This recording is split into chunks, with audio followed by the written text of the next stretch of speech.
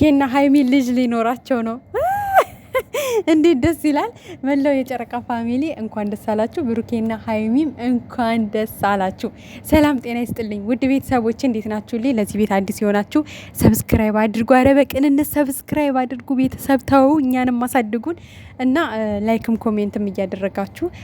ለማንኛውም ግን እውነት ለመናገር በጣም ነው ደስ ያለኝ። በጣም ማለት እኔ አላቅም እንዴት ብዬ እንደምገልጽላችሁ እና በቃ ያልጠበቅ ነው ታውቃላችሁ። የሆነ ያልጠበቃችሁት አስደሳች ነገር ስትሰሙ እንዴት ነው ደስ የሚለውና አላቅም የምር በምን አይነት መልኩ ደስታችን መግለጽ እንዳለብን ባናቅም ግን በጣም ደስ ብሎናል። በጣም ማለት ነው።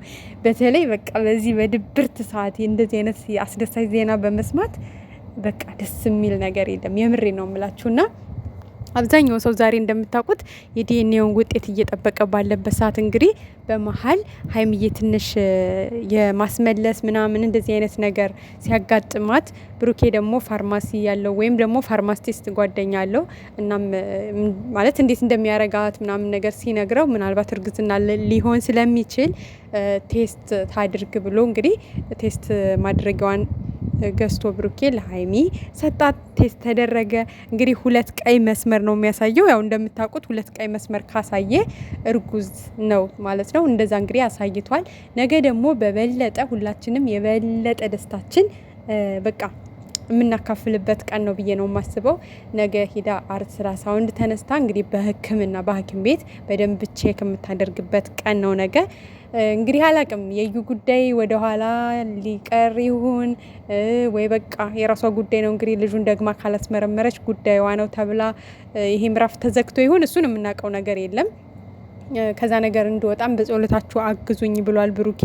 የኔ እንዳልሆነ ልጁ በደንብ ተረጋግቶ ሁላችንም ሙሉ ደስተኛ እንድንሆንና ሙሉ ደስታችን እንድናከብር ሁላችሁም በጸሎታችን እርዱን፣ አግዙን ብሏል። እንግዲህ ያው እኛ ሁሌም በጸሎታችን እናስባችኋለን። እግዚአብሔር አምላክ ደግሞ ከዛ ጭንቀት ግልግል አድርጓችሁ በዚህኛው ደስታ በደንብ እንድትደሰቱ ያድርጋችሁ።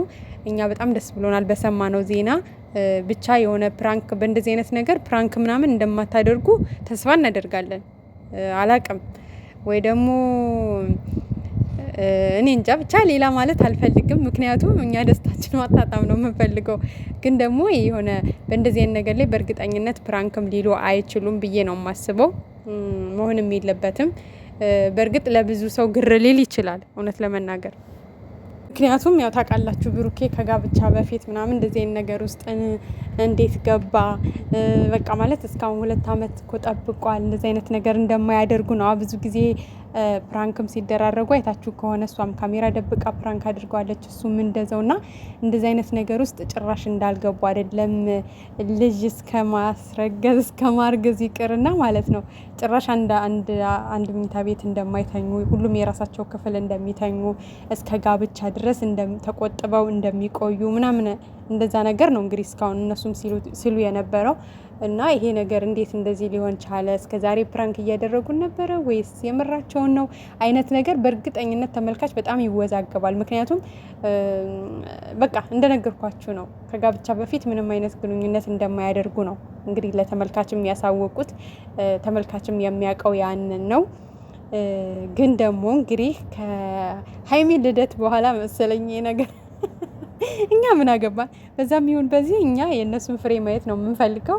እኛ ያገባንም እነሱ ከተመቻቸው እኛ እነሱ የተመቻቸው ሁሉ ይመቸናል። ምን አስጨነቀን? የምሬ ነው ምናችሁ እንዴ ማለት ልትወዛገቡ ትችላላችሁ። ወይ ደግሞ ይሄ ነገር ያው እንደሰማችኋት እየሩስን ባለፈው ባለትዳር ነኝ ሲላት አይደለህም እያለች ነበር ግግም ብላ።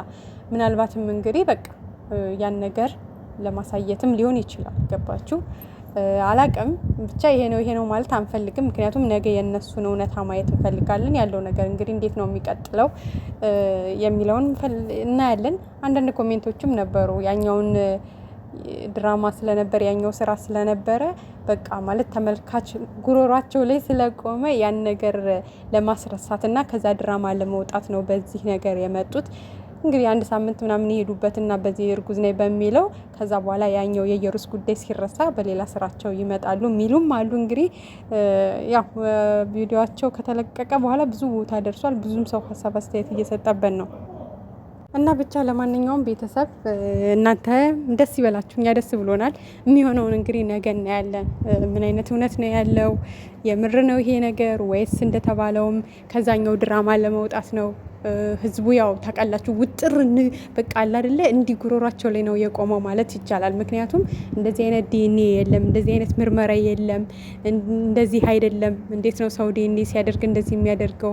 ማናቅ መሰላችሁ ወይ? ለምን ትሸውዱናላችሁ? እዚህ ሚዲያ ላይ ያለ ሰው እኮ የተማረ እውቀት ያለው ብዙ እውቀት ያለው ሰው ነው ያለ። እንደ ህጻን ነው ወይ የሚያውን ብቻ ብዙ ነገር ተብሏል። እና ሰው ወይም ተመልካች ይሄ ነገር እንደማይፋታቸው ሲያውቁ አላቅም እንግዲህ እንደዛ አድርገው ሊያልፉ ነው የሚል ብዙ ሰው አለ። ገብቷቸዋል።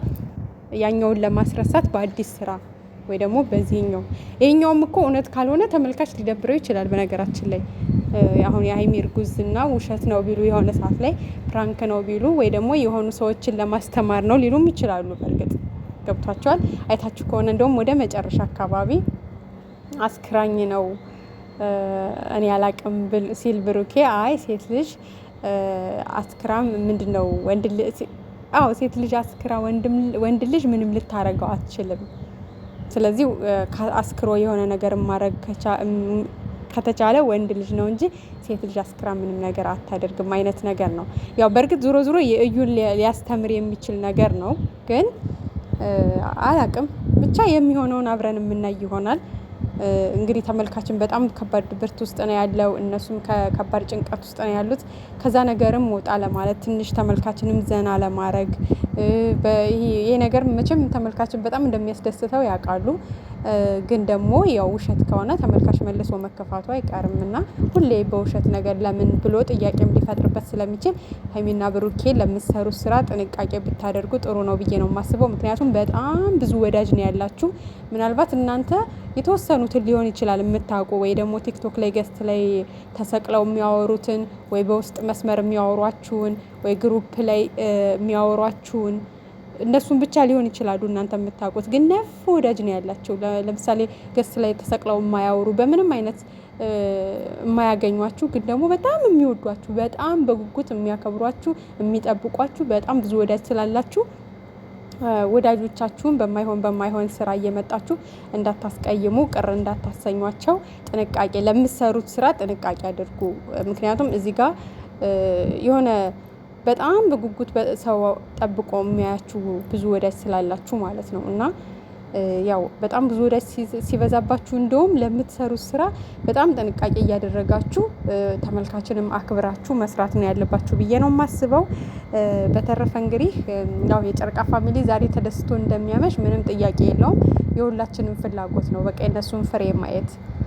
ግን ደግሞ ከደስታችን ላይ ውሃ እንዳይቸልሱበት ደግሞ ያው ትንሽ ያስፈራል። በእርግጥ ያለው ነገር ይሄ ነገር ሪል ነው ወይስ ተመልካችን ከዛኛው ሙድ ለማስወጣት ነው ያኛውን ስራ ወይ ሆኖ ከዛ ውስጥ ያንን ለማረሳሳት ነው የሚለው እውነት ለመናገር እርግጠኛ መሆን አንችልም አሁን ስነግራችሁ።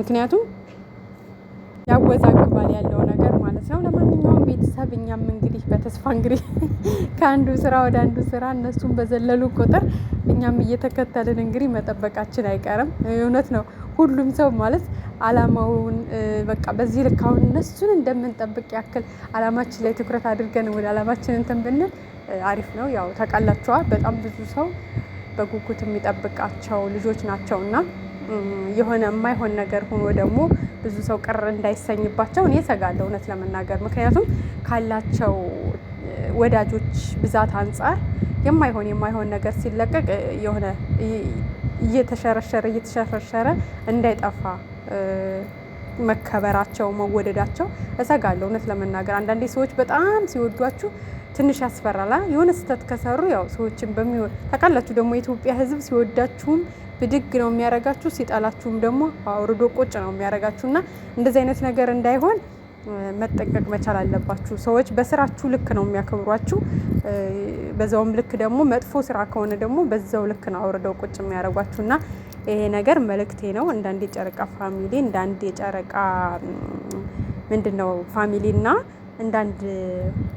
እንደናንተ ወዳጅ ይሄ መልእክቴ ነው። ሰጋለሁ ሰዎች እንዲጠሏችሁ ወይ ደግሞ እይታችሁ እንዲቀንስ ለእናንተ ያለው አመለካከት ሰው እንዳይጠፋ በጣም ነው የምሰጋው አንዳንዴ ማለት ነው።